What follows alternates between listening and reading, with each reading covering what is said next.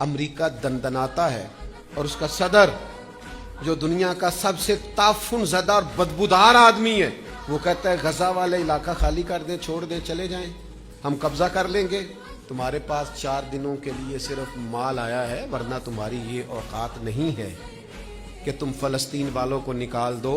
ہوا تھا قبضہ عیسائیوں کا مسجد اقصی پر، لیکن صرف 90 سال گزرے تھے۔ 90 سال لوگ کہتے ہیں پاکستان میں تقریر کرنے سے کیا ہوتا ہے، میں بتاتا ہوں نا کیا ہوتا ہے۔ اقصی کہاں اور بغداد کہاں؟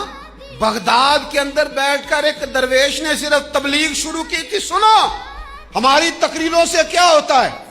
بغداد معلیٰ کی جامع مسجد میں بیٹھ کر ایک درویش نے، غوث اعظم نے، شیخ عبد القادر جیلانی نے تقریر کی تھی، اور 70 سال انہوں نے بغداد میں دین کا کام کیا ہے۔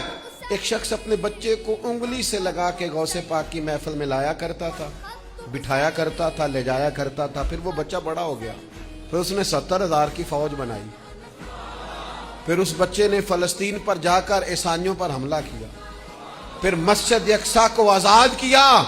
مجھ سے پوچھنا، میں حوالہ دوں گا، غوث اعظم کی محفل میں اپنے باپ کی انگلی پکڑ کے آنے والے اسی بچے کا نام صلاح الدین ایوبی ہے، اسی بچے کا نام صلاح الدین ایوبی۔ انقلاب برپا کر دی۔